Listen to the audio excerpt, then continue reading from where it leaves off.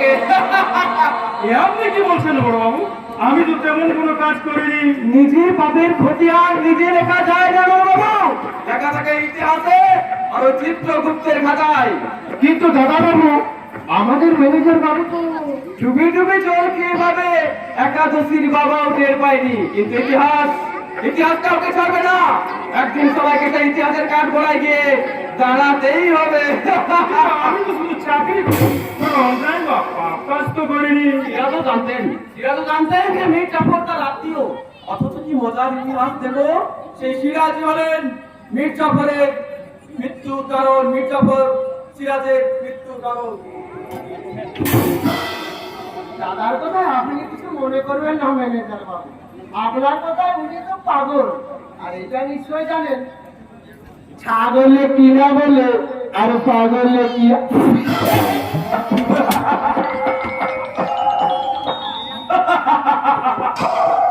সত্যি একদিন তোমায় পাগল হবেই হবে জয়ন্ত বাবু, নইলে আমি তোমায় পাগলাগারকে ভর্তি করবো কি করে? এই মির্জাফর অনালয়ের ছোড়া দেখতে চেয়েছিলে না? দেখাবো, নিশ্চয়ই দেখাবো। তবে এখন নয়, তবে যুগের মির্জাফরের কাছে থাকে আধুনিক সুস্থরা।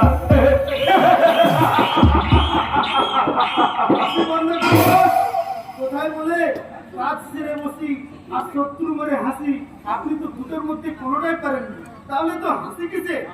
না হাসবো কেন? আমি হাসলে তবে তো আরেকজন কাঁদবে। আপনার বাহারি কথা রেখে আমার পেমেন্টটা দিন। পেমেন্ট? কিসের পেমেন্ট ভাই? বেশি মজা কি করবেন না বস? ওই আপনার মালিকের মেয়ে জ্যোতিনা ফতেকে নিয়ে লাফড়া করার চুক্তি বাবদ 5,000 টাকা। কিন্তু আমি তো তাকে আমার ছিপে গেঁথে তুলতে পারিনি। তার জন্য আমি দায়ী নয়, আমি আমার কথা মতো কাজ করেছি। এবার চুক্তি মাফিক টাকাটা চাই। দিন হাতে সময় খুব কম। ঠিক আছে, এই নে 3,000 টাকা। মাত্র 3,000? বাকি 2,000 টাকা গেল কোথায়? আরে মেয়েটাকে জড়িয়ে ধরেছিলি তার জন্য ভাব, কারণ ওটা তো চুক্তিতে ছিল না। আপনি কিন্তু আমার মুখে ঘুষি মেরেছেন বস, এটাও চুক্তিতে ছিল না। বেশি তেন্দ্রাবাজি করবেন না, না হলে এমন ফাঁসাবো জিন্দেগি তো ভুলতে পারবেন না। টাকা দিন। আরে ঠিক আছে ঠিক আছে, এই নে পুরো 5,000 টাকা। ওকে বস। এবার মেয়েটা আপনার বিছানায় গেল না আপনার বুকে বাঁ পায়ে 3টি লাথি মারল, সে বিষয়ে আমার কোনো ইন্টারেস্ট নেই। আমার হিসাব বরাবর, খেল খতম, পয়সা হজম। না রে সেরা না, লাথি মেরে পায়ে ব্যথা করার মতো কষ্ট আমিও কি দেবো না? সে যে আমার কামনা রানী, তার জন্য আমার মনে কথা আছে স্বর্ণ সিংহাসন। সেই সিংহাসন বসেছে রানী, আমি তার উত্থান ধ্বংস করে সাত সমুদ্রের জল তরঙ্গে ভাসমান কেমন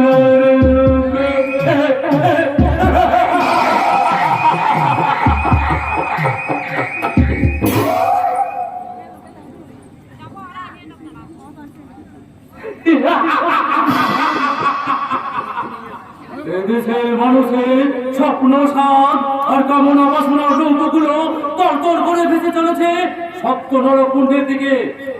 আমি তার সাক্ষী। Yes! I witness! আমি যে দেখেছি প্রতিকারহীন সত্যের অপরাধে বিচারের বাণী নীরবে নিভৃতে কানে। হয়তো হাসপাতালে মৃত্যু মিছিল চললেও ডাক্তারদের প্রাইভেট প্র্যাকটিস বন্ধ হয় না, আইন করেও বন্ধ করা যায় না স্কুল শিক্ষকদের টিউশনে পড়ানো। দেশের বুকে অবাধে ঘটে চলেছে দর্শন কাণ্ড। আরে সব দেখো আমরা, মানে শিক্ষিত কাণ্ড জ্ঞানহীন বাঙালিরা গাল ভরা হাসিয়েছে, বুক ফুলিয়ে বলি বাংলা আড্ডা করে কাল সারা ভারতটা ভাববে। এই যে বড় রসিকতা কি হতে পারে? রসিকতা কেন হবে কালা ভাই? এই কথাটা চিরন্তন সত্য যে বাংলায় যা করে ওখানে ফুল স্টপ। বাংলা যুব সমাজ আজ পার্থক্য জড়াবে দিতে আক্রান্ত। তাই তো তাদের জীবনের ইতিহাস ভূগোল মিলেমিশে একাকার হয়ে ভৌত বিজ্ঞানে পরিণত হয়েছে। কিন্তু এর জন্য দায়ী কে? আবার প্রশ্ন, আবার ন্যায় অন্যায় ভালো মন্দের বিচারে পৌঁছন। এই জন্যই বুঝি বলে সব অন্যায় অপরাধ আর মন্দের বোঝা অন্যের কাছে চাপিয়ে দিতে বাঙালি জাতির জোড়া ভারতে আর একটাও পাওয়া যাবে না। কিন্তু এই কথাটা মিথ্যে না তারা ভাই, যে বর্তমান যুব সমাজের অবগতির জন্য তাই তারা যারা তাদের উজ্জ্বল ভবিষ্যৎ গড়ে দেওয়ার রঙিন স্বপ্ন দেখিয়ে আজ ক্ষমতার মধুতে বিলাস বেসনের মতো। এই সান্ত্বনা বুকে নিয়ে এই সমাজে মরার মতো বেঁচে থাকা যায়, কিন্তু এই ঘনিষ্ঠ সমাজে কোনো পরিবর্তন আনা যায় না। পরিবর্তন? কার পরিবর্তন? কিসের পরিবর্তন? কিন্তু কারা ভাই? আমি, তুমি, আমরা সকলকে নিয়েই যে সমাজ, এই সংসার, আর আমরা নিজেরা যদি ওই দুর্নীতির পাকে আকল্পে ডুবে থাকি। না না না, আর সবাই ডুবে থাকলো, তোমার ডুবে থাকা চলবে না। কেন? আমি কি সমাজ সংসারের বাইরে, নাকি ওই অন্য গ্রহের মানুষ? না, তুমি যে নাট্যকার, তোমার হাতে আছে কলম, চাষিবাজি, রানা প্রতাপ, জাতি গাড়ি তরবারির মতো ঝরছে উঠে এ সমাজ সংসারকে কলুষ মুক্ত করবে। কিন্তু কারা ভাই, যে সমাজের রন্ধ্রে রন্ধ্রে কলির সকলে বাসা বেঁধেছে, তোমাকে ভাঙতে হবে সেই বাসা। তোমার আগুন ঝরা লেখনি দিয়ে বাংলা তথা বাঙালির জীবনে জাগাতে হবে আশার প্রদীপ, তাদের জীবনে সঞ্চার করতে হবে শেকল ভাঙার গান। তারা রইল গোপাল, ভেঙে ফেল করলে লোপার, রক্ত জমাট শিকল পূজার পাশান দেবী, তারা রইল গোপাল।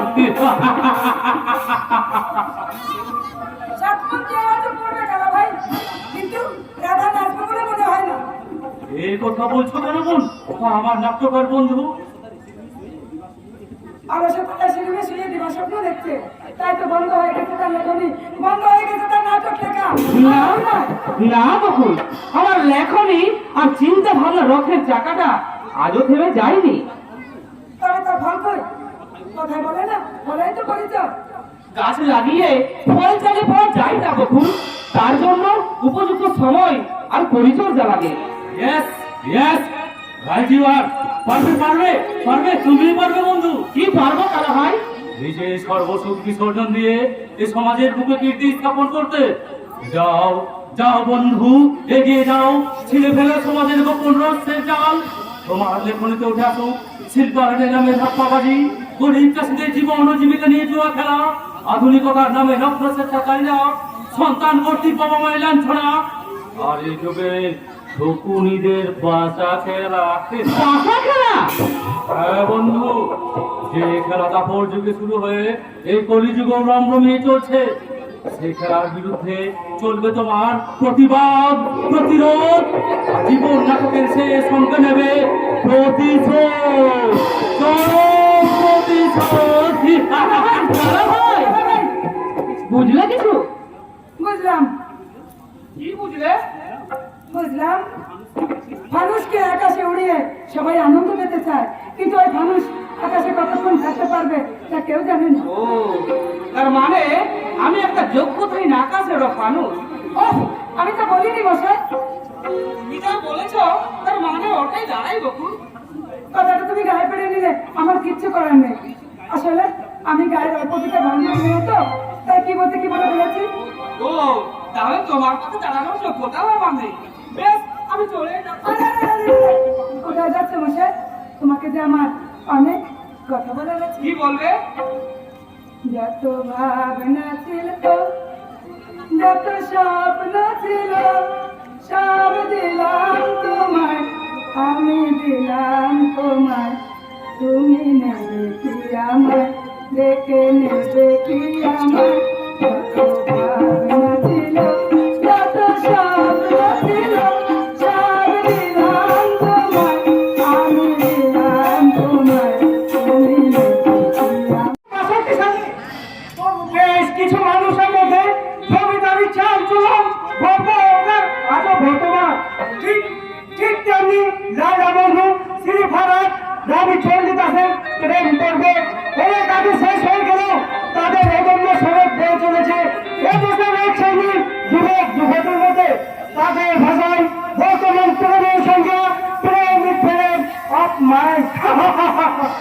এতে হাসির কি রয়েছে?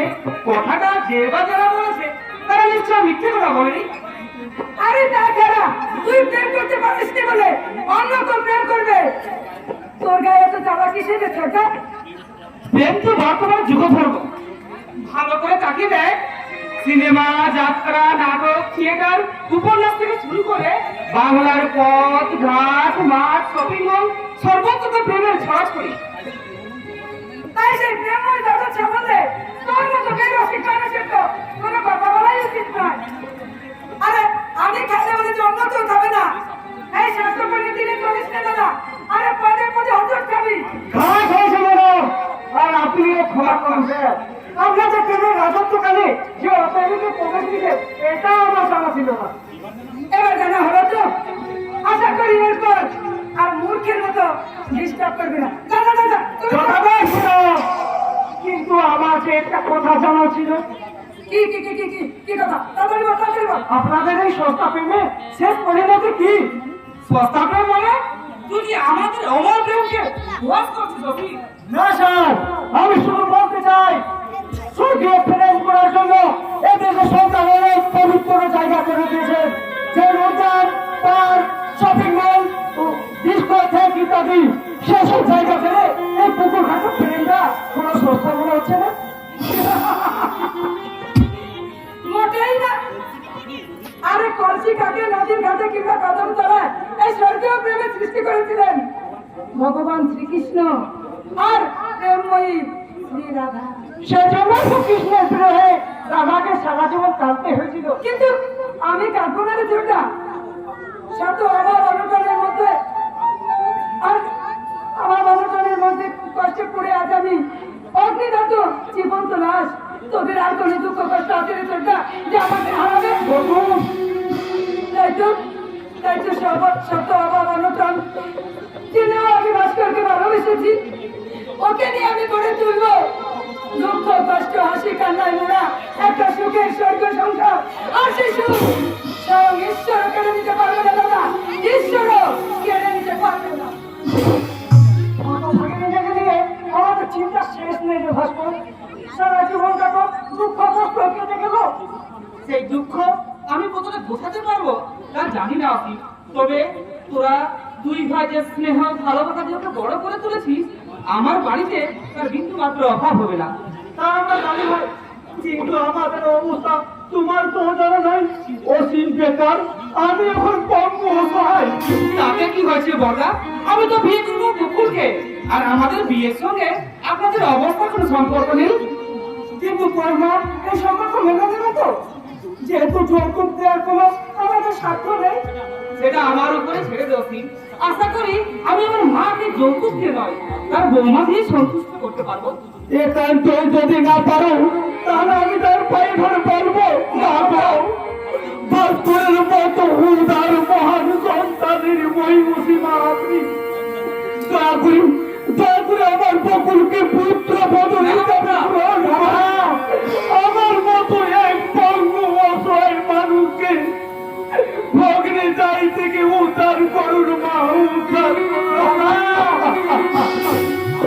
না বোঝা না, আমি আপনাকে দেবতার মতো শ্রদ্ধা করি, আর সেই দেবতার মাথা এত সহজে আমি নত হতে দেব না।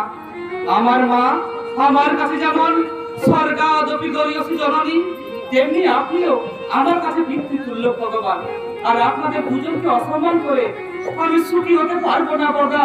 আর সুখী হতে চাইও না, সুখী হতে চাইও না। ছেলেটা গরিব হতে পারে, কিন্তু শিক্ষা বিবেক মনুষ্যত্বর বিচারী ও যেন রাজা রাজা। নিন্দুক পদে এই গ্রামে সবাই সেই কথা বিশ্বাস করে দাদা। কিন্তু সেই রাজা সামান্য সম্মান যদি আমরা দিতে না পারি, তারপরে পারবো ততদিনে নিশ্চয় আমার এই অঙ্গহানির ক্ষতিপূরণের টাকাটা। তার মানে এই টাকা কোনো আশ্বাস শেষ করেনি। আশ্বাস না মিস্টার দাস, বিশ্বাস থেকে বলছি ওই টাকা আপনি কোনোদিনই পাবেন না। কিন্তু কেন কর্মরত অবস্থায় একজন শ্রমিকের দক্ষতা নাই, একটা হাত কেটে গেল নিজের মতে, নইলে হাজার হাজার শ্রমিকের মধ্যে আপনার আপনার কথা গেল কেন? ম্যানেজার বাবু, কিভাবে হাতটা কাটা গেল আপনারাও ভালো করে জানেন। এখন মিথ্যার দেশাতি করে ক্ষতিপূরণের টাকাটা ফাঁকি দিতে চাইছে।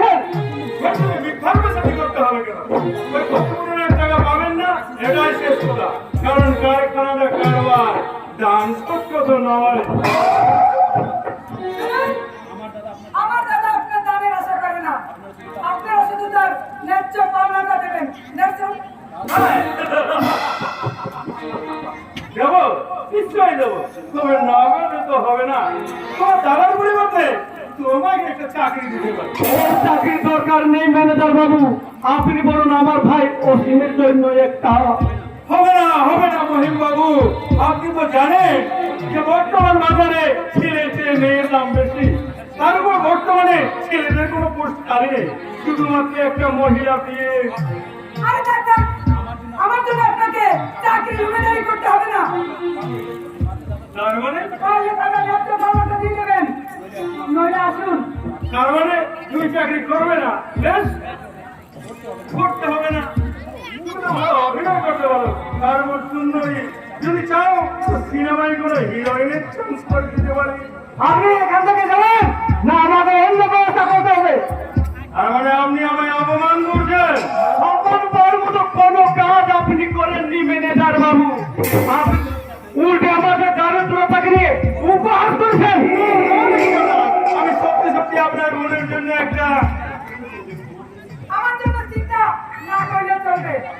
আপনি এখন দয়া করে আসুন, দয়া করে আসুন।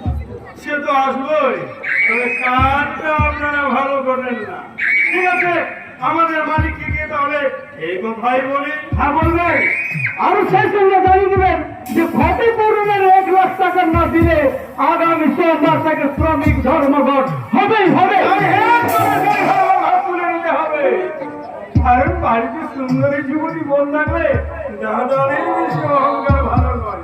বুঝতেই তো পারছে দিনকাল খুব খারাপ, বলা তো যায় না কখন কি ঘটে যায়। না না, করবেই বলছি না, চুরি ঘটতেও তো পারে।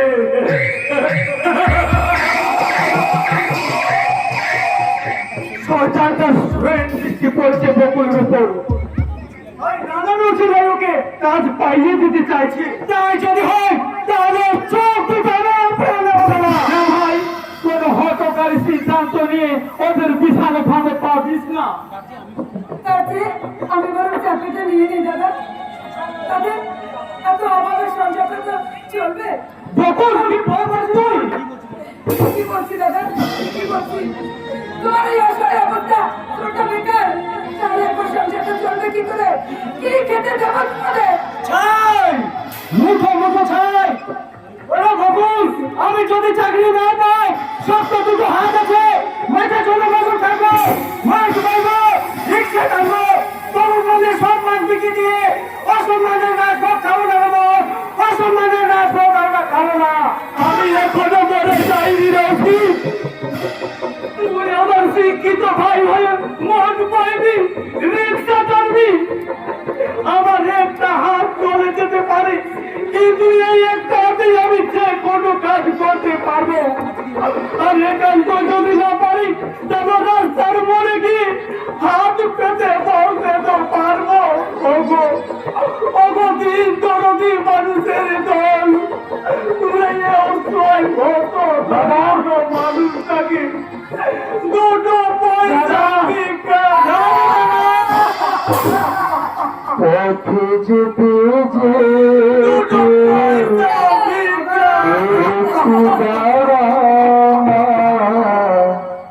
দয়া করে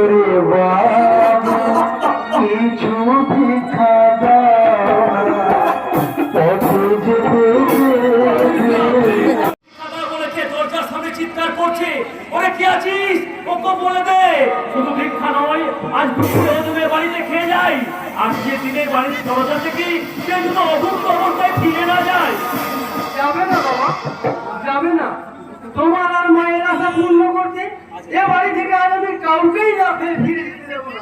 শুধু শুধু আমাদের কথা বলছিস কেন বাবা? আদর্শ যেমন আমাদের সন্তান, তেমনি তোদেরও তো ভাই, আর আমাদের সকলের মিলিত প্রচেষ্টাতেই তো এই রতনপুর গ্রামের গৌরব একজন পাঁচতলার ডাক্তার। তাই আজকে বাড়িতে ফিরছে বলে যে বাড়িতে আনন্দ উৎসবে কোনো কিছু আমি রাখছি বাবা। এখন ঠিকই বলেছিস, আদর্শ সাফল্যে আজ আমরা মেতে উঠেছি ঠিকই, কিন্তু তুই না থাকলে সে কোনো কোনোদিনই ডাক্তারই পাস করতে পারতো না, আদর্শের জন্য তো রাষ্ট্রকে না বাবা না, মানুষ পড়াশোনা করে বড় হবে তার ঈশ্বর প্রদত্ত প্রতিভায় কারো দয়া জানে নয়, তাই আদর্শ ডাক্তারি পাস করেছি। তোর মতো রামচন্দ্র তুল্য বড় দাদা দয়ায়, আর বিবেক যদি কোনোদিন কিছু করতে পারে সেটা তোর দয়াতেই পারবে। না বাবা না, বড় দয়া রাখিনি নয়, বড় দাদা হিসেবে ছোট ভাইদের প্রতি আমি আমার কর্তব্য করেছি মাত্র। সেই কর্তব্য পালন করে এবার তুমি নোবেল প্রাইজ পাবে, যা এই রতনপুর গ্রামে অনেকেই পেয়েছে। তার মানে কি বলতে চাও তুমি? আমাকে বলতে হবে কেন?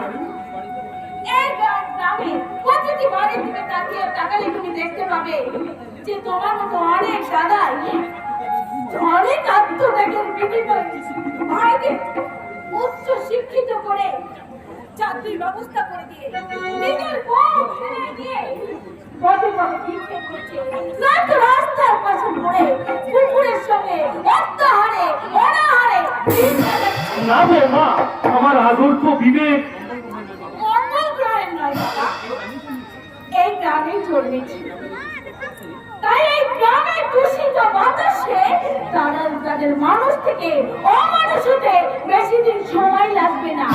তুমি কি জ্যোতিষীর মতো ভবিষ্যৎবাণী করছো বলো? সব বুঝে উটের মতো কর্তব্যে কালিতে মুখ বুঝে যেটা না বোঝার ভান করছো, সেটাই আমি সব সরল বাংলায় তোমাকে বুঝিয়ে দিচ্ছি। তুমি তো অল্প বিদ্যে ভয়ন করি বলো, তাহলে এত বাঁকা কথা কোথায় কার কাছ থেকে শিখলে? এই দত্ত বাড়ির বউ হয়ে এসে তোমার কাছে? What? তুমি আমায় অপমান করছো? না, তুমি নিজেই নিজেকে অপমান করছো। বলো, তোমার মতো এক সহজ সরল মেয়ের কাছ থেকে এমন কুটির মন্তব্য আমি আশা করিনি। তোমার মতো শিক্ষিত স্বামীর কাছে আমি কি আশা করেছিলাম যে সামনে দুর্দিন আসছে দেখো তুমি আনন্দে সাহারা হয়ে একেবারে বাংলা ভোলার মতো এই করে নাচবে? বৌমা, তোমার কথা মানব না মানলো আমি মানছি না, কিন্তু কি করা যাবে বলো?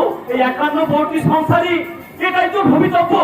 তবু আমি মনে প্রাণে বিশ্বাস করি আমার মানব সেই ভবিতব্যকে খণ্ডন করতে পারবে। যে যত বড়ই মনে ঋষি হোক, তার পশ্চিম দিকে সূর্য তোলার তপস্যা কোনোদিনও সার্থক হয় না বাবা, আর আপনার ছেলেরও তা কোনোদিনও হবে না বাবা। মরার আগে ভূত না হয়ে যাও, বাজারটা নিয়ে গিয়ে রান্না করো। আদর্শ হয়তো এক্ষুনি এসে পড়বে, তাছাড়া আরো 5 জন নিমন্ত্রিতদের পথে ভাত দেওয়ার জন্য তোমাকে ভাবতে হবে না। যতদিন এই বাড়িতে বিনা মাইনে এই দাসীবাদী আছে, ততদিন এই বাড়িতে কেউ কোনোদিন উপোস করে থাকতে পারবে না, কোনোদিনও না। আমার কথা দাম না থাকলেও আমি কিন্তু চাকরানির কথা ভাবি দিই না। তাই গরিবের কথা বাসি হলেও একদিন কিন্তু মিষ্টি লাগবে। তেমনি আমার কথাগুলো কিন্তু একদিন তোমার কাছে মূল্য পাবে। আর যেদিন তুমি দেখবে তোমার চারপাশে তুমি ছাড়া আর কেউ নেই, কেউ না। বাবা, এ কোন ছোড়ের পূর্বাভাস দিয়ে গেল মানব? বাবা, বাবা, তুমি কি আমার উপর বিশ্বাস হারিয়েছো বাবা? তুমি তো জানো যে তোমার মানব এই সংসার সমুদ্রে যে কোনো সুনামির কবল থেকে এই সংসারকে রক্ষা করতে পারে। সেই বিশ্বাস নিয়ে তো বেঁচে আছি বাবা। আমি এটাও জানি মানবের হৃদয়ের আদর্শ বিবেক কালের সাথে হারিয়ে গেল, আমার মানব মানবেই থাকবে। আমার মানব অজর, অমর, অক্ষয়, অক্ষয়। তাই বলে যে কোনো দুধ দেয় তাকে সবসময় দূরে যাওয়া তো মানুষের কর্তব্য নয়।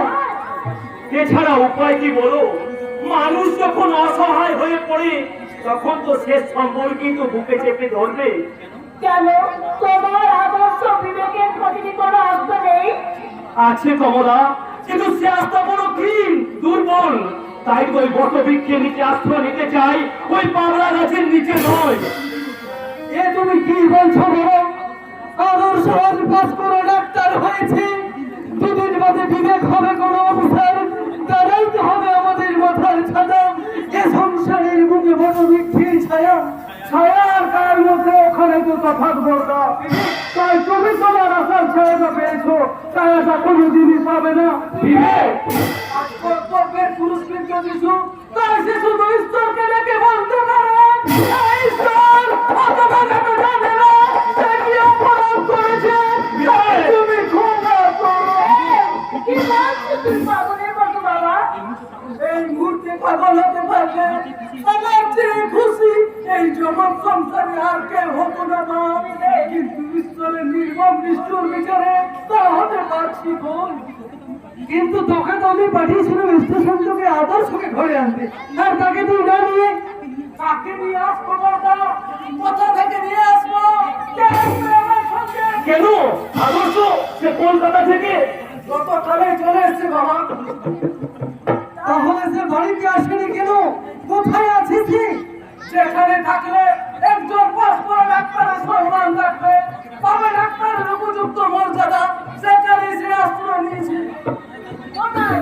তার বাড়িতে আশ্রয় নিয়েছিল বাবা? সিঙ্গুরে সত্য সুন্দর সাহার বাড়ি।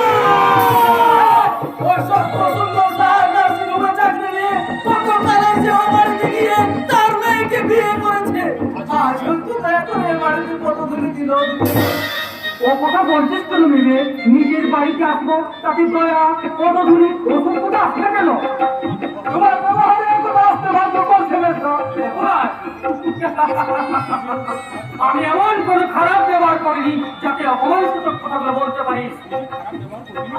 তুমি খারাপ ব্যবহার করবে না, তা আমি জানি বাবা, তা আমি জানি। কিন্তু একটা জানতে পারলাম না যে ওর সাথে ভদ্র মহিলাটি কে? কেন? আমার স্ত্রী জ্যোতি, গতকালে আমি বিয়ে করেছি। ওর আরো বড় পরিচয়, সিঙ্গুর কলকাতার বিখ্যাত শিল্পপতি সত্য সুন্দর সার একমাত্র আদর মেয়ে। তাই নাকি? তারপরে এত বড় একটা মহান কাজের জন্য তোর দাদার অনুমতি দেওয়ার প্রয়োজন মনে করিস না? এতে মোটামুটির কি আছে মা? বিয়ে করে যাকে নিয়ে সারা জীবন কাটাবো আমি, তার জন্য অন্য কারো মোটামুটির অপেক্ষা করবো কেন? বাহ, তুই তো বেশ বড় হয়ে উঠেছিস বাবা। মুখে পড়েছে সুন্দর সুন্দর সাজানো ঘুড়ি। আমি শুধু ভাবছি তুই কানের কোন হতে বেঁচে ভুলে গেলি যে তোর এই বড় হওয়া আর একটু কাজ জন্য তোর এই অপরাধ। এই পৃথিবীতে কেউ কারো দলে বড় হয় না বাবা, মানুষ শুধু বড় হয় তার ভাগ্য আর চেষ্টার জোরে। তুই ঠিকই বলেছিস রে আদর্শ। জন্মের পরে নিয়তি তোর গোপালে টেনে দিয়েছিল ভাগ্যলিপির রেখা, যার জোরে আজ তুই হয়েছিস বড় ডাক্তার, বড় চাকুরি আর বড় লোক বাড়ির জামাই। এতে অন্য কেউ মনে থাকবে কেন? আর তুই সেটা মানবি কিসের জন্য? কি হলো মা? কি হলো? তুমি আমার বিফল হয়ে দাঁড়িয়ে রয়েছে। যাও যাও, বৌমাকে বরণ করে ঘরে তোলো। ওইসব আদি থাকার কোনো প্রয়োজন নেই। আমি হলাম অ্যারিস্ট্যাটিক ফ্যামিলির মডার্ন কালচারের মেয়ে, তাই ওইসব বিয়ে চাষার বাহানা দেখলে না আমার গায়ে একেবারে ঘিন ঘিন করে। বৌদি, কারণ তুমি জেনে শুনে মেয়েটাকে বিয়ে করেছো। না, আমি বিয়ে করেছি এই মডার্ন কালচারের শব্দ পাস করা একজন ডাক্তারকে। তার বাড়ির হারাবাদের লোকজন আর কেউ জঙ্গলি পরিবেশকে নয়। তাহলে কি তোমরা এই জঙ্গলি পরিবেশ ছেড়ে মঙ্গলভাবে কোনো মনোরম পরিবেশে বাস করতে চাও? এই, আমরা কি চাই আর কি করব তার জন্য তোমার মতন একজন ভাগাবানদের কাছ থেকে কোনো উপদেশ নিতে চাই না। এই আদর্শ, তুমি কি পাগল হয়ে গেলে নাকি? হ্যাঁ, তোমার ভাই আমাকে এইভাবে অপমান করবে আর তুমি কিচ্ছু বলবে না? নিশ্চয়ই বলবো। আর যদি আসলে তুমি কোন ফ্যামিলি কি করবে সেটা বুঝার মতো আর জ্ঞান নেই, তাই হয়তো ভুল করে। মেজদা, কি বলছো তুমি? ঠিকই বলছি, তবে একটা কথা মনে রাখিস, ও যে বাড়ি বউ হয়েছে সেটা আমাদের 14 পুরুষ সৌভাগ্য। তাই আর কোনোদিন অপমান করার সাহস দেখিয়ে নিজের বিপদে গেলার চেষ্টা করি না। বাহ বাহ, অদ্ভুত তোর বিচার বাবা। দুদিনের মধুমেলায় ভেসে গেল আজন্মের পরিচিতি আর রক্তের সম্পর্ক। রক্তের সম্পর্ক হয় যে অন্যকে নিয়ে করে চালাতে চেয়ে না বাবা, যে বাড়িতে আমাদের প্রত্যেকের সমান অধিকার। আদর্শ, আজকের এই শুভ দিনে ভাই ভাই অধিকারের বিভিন্ন রেখা যাই বাতালি ভাই। বেশি জ্ঞান দেওয়ার চেষ্টা করবেন না। আপনার মতো একজন মূর্খ চাষার কাছ থেকে একজন এমবিবিএস ডাক্তারের জ্ঞান নিতে কিছু কম নয়। তুমি আমাদের আমরা কিছু বলবো না। কমলা মা শুধু আমার মায়াকে তুমি কিছু কেন বললে কি তার প্রশ্ন করবে নাকি? হ্যাঁ, ভোজনা করো তোমার বড় ভাসু।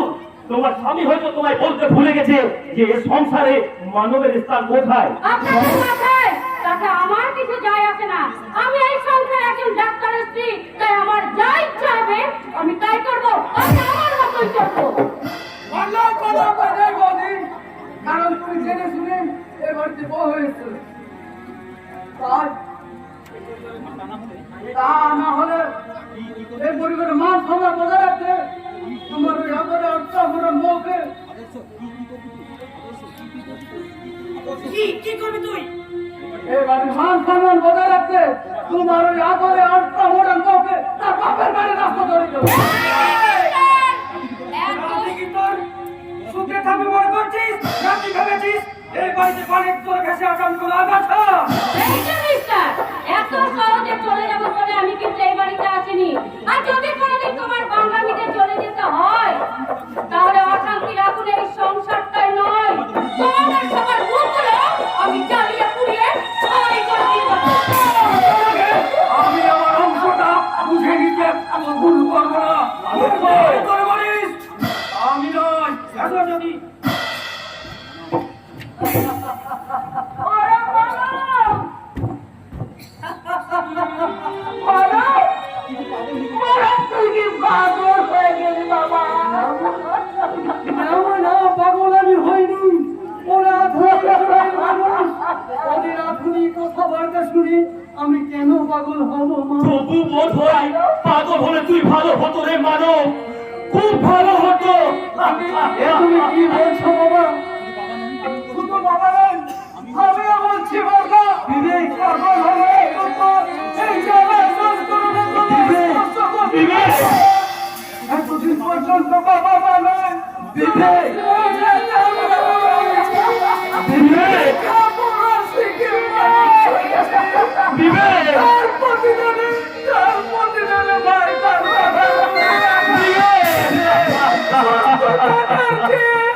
তোমার পাগল হয়ে যাবে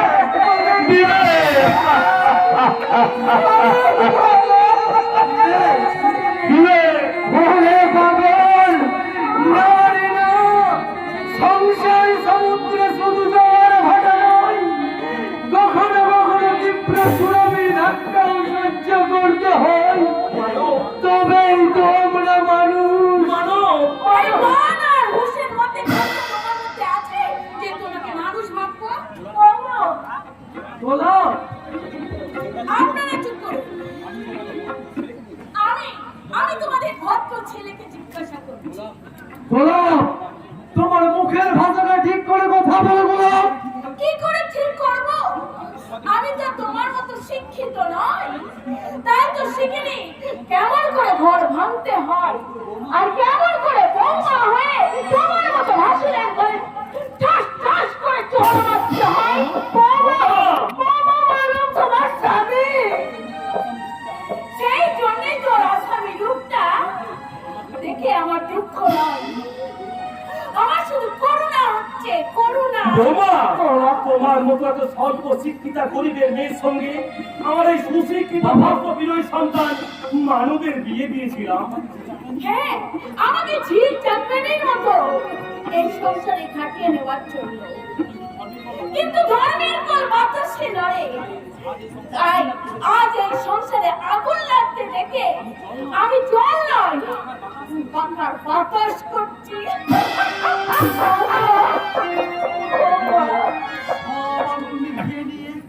তোমার হাতে আমি ম্লান করে দেব বলো, কারণ সংসার সমুদ্রের মাঝে আমি তোমার মতো আবেগের জলে ভাসলে আমার চলবে না।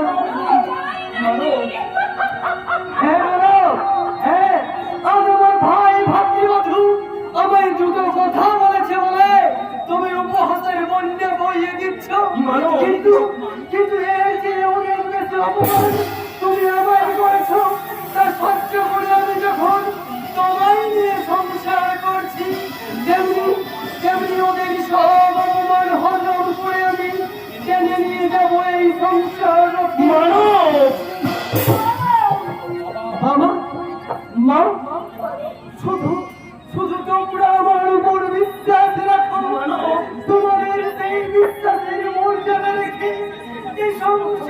সুখে রাখার তোমাদের মানব প্রয়োজনে জীবন দেবে সম্পর্ককে স্বার্থের নারী পাল্লাই নেবে তোমাদের মতো দেবদেবীর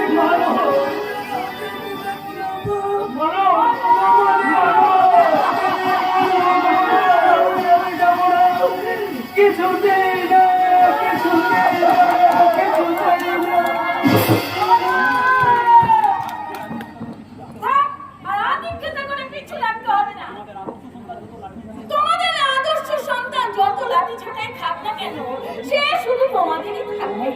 ওমা, সে আমাদের সন্তানকে দেখে তোমার কথাতে ওমা, ছোট করে আমার স্বামীর মাথায়। যার একটু ভাত দেওয়ার ভাত মুরত নেই, সেইটা আমার স্বামী। যার ভাত দেওয়ার ক্ষমতা নেই, ও কথাই বলে না, ভাত দেওয়ার ভাতার নয়, দিনে মারে মারে কষাই।